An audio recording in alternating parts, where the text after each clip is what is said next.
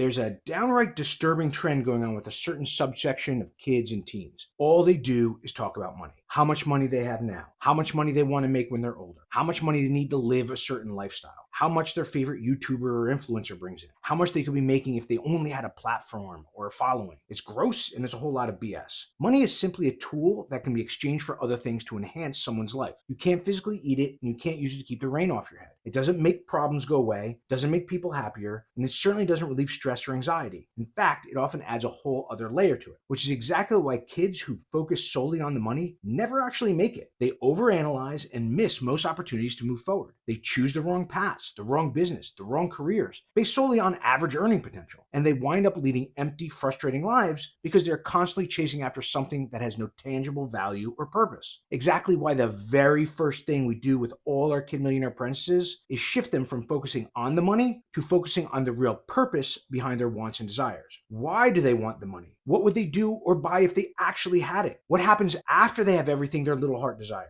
Then what would they do? It's a pretty eye-opening experience for both the kids and their parents to find out what really drives them if the pressure, influence, and obligation of making a lot of money is completely removed. Because what most people don't realize, it's actually that underlying purpose and sense of self-identity that will generate as much money as they could ever want if they just follow it.